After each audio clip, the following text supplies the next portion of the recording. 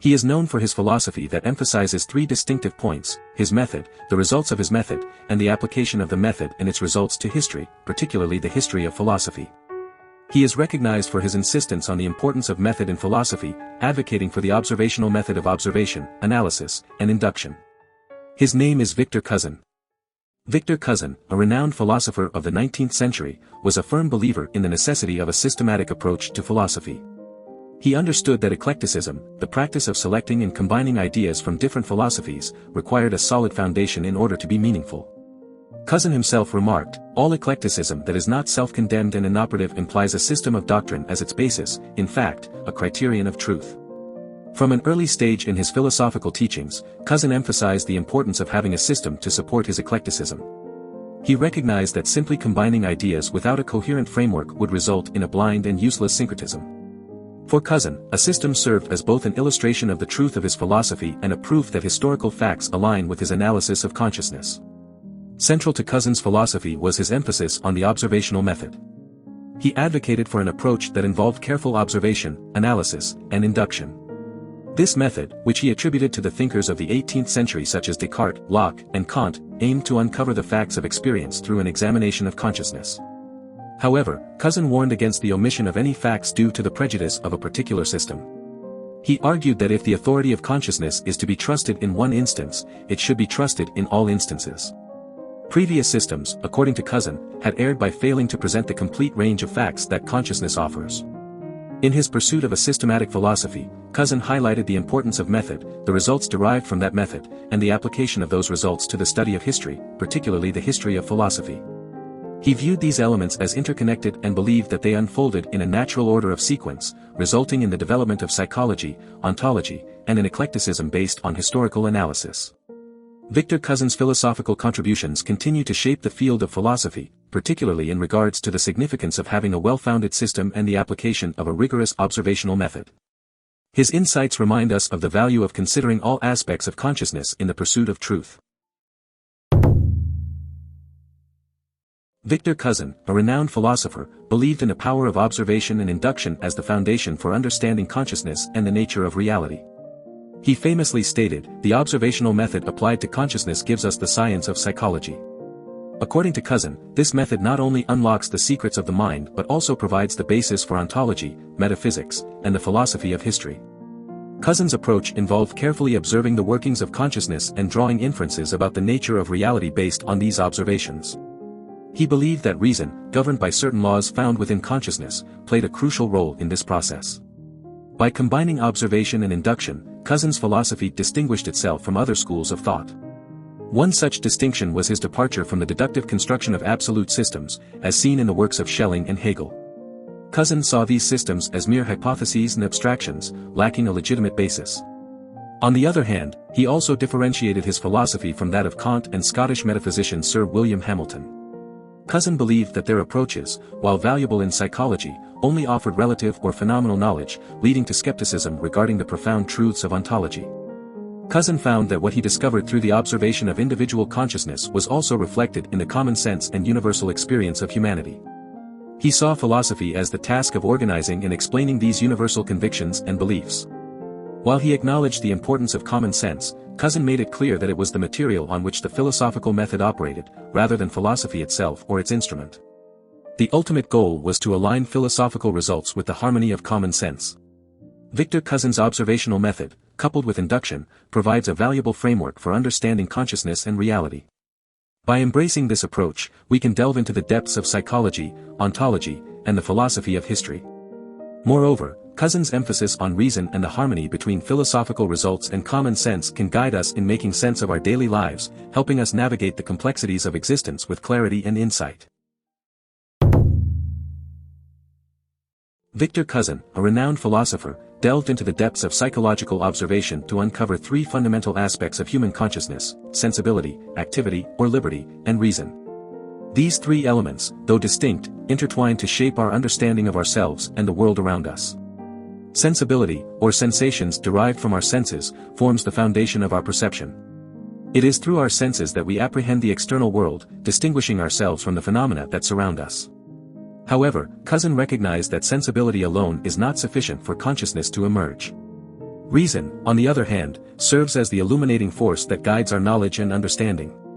It is the reason that enables us to comprehend both sensibility and the will, which it influences but does not constrain.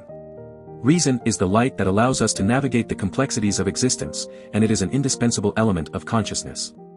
Speaking of the will, Cousin emphasized the concept of activity or liberty.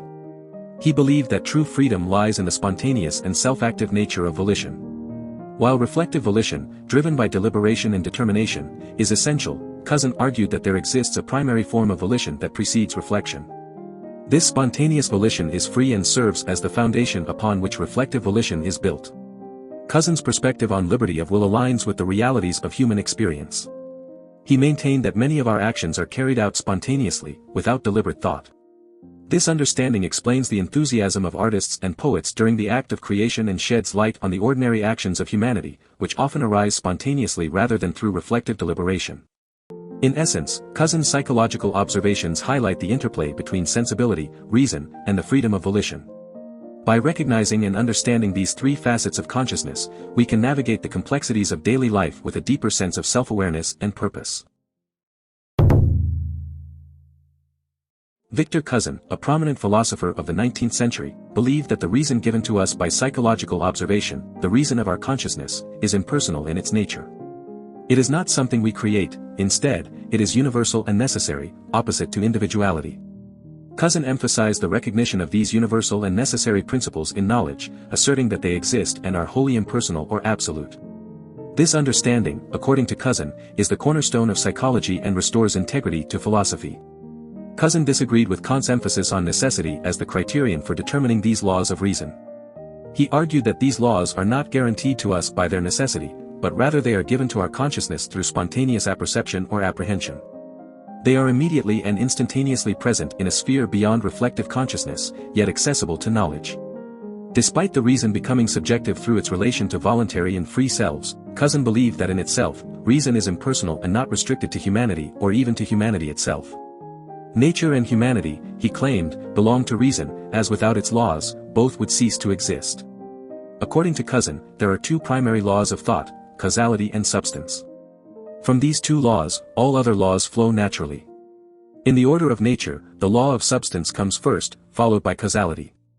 However, in the acquisition of knowledge, causality precedes substance, or rather, both are given to us simultaneously in consciousness. These laws of reason, causality, and substance, allow us to surpass the limits of the relative and subjective and delve into objective and absolute reality. They enable us to move from psychology, the science of knowledge, to ontology, the science of being. These laws, intertwined with volition and sensation, guide us in understanding personal beings, free causes, and impersonal realities, such as nature and the world of force that lies outside of us and affects us. Victor Cousin's philosophy of the reason urges us to recognize the universal and necessary principles that govern our consciousness. By embracing these principles, we can navigate beyond the subjective and relative, gaining insights into the objective and absolute. Cousin's teachings remind us to seek deeper understanding, not only of ourselves but also of the world around us, allowing us to approach life with a more profound perspective. Victor Cousin, a renowned philosopher, developed a system of thought that challenged the ideas of Kant, Schelling, and Hegel. He disagreed with Kant's belief that the unconditioned, such as infinite or absolute cause, was merely a hypothetical or regulative need. Cousin argued that the absolute, as the ground of being, could be positively grasped by the intelligence, making everything else intelligible. While Cousin agreed with Schelling that the supreme ground of all could be positively apprehended and a source of development, he strongly rejected Schelling's method. He criticized Schelling's intellectual intuition, viewing it as a mere negation of knowledge. Cousin questioned how one could know the intuition and its object if it falls outside the realm of consciousness. He believed that if it does fall under consciousness, it should be examined within the field of psychology, addressing the objections raised by Schelling himself. Cousin also criticized Hegel's concept of pure being as a mere abstraction, an illegitimately assumed hypothesis that lacked vindication. He pointed out that Hegel assumed the possibility of reaching pure being as a starting point, rather than establishing its possibility. Additionally, Cousin raised objections to Hegel's method of development, arguing that it undermined the principle of contradiction and used negation as a means to advance human knowledge and reality.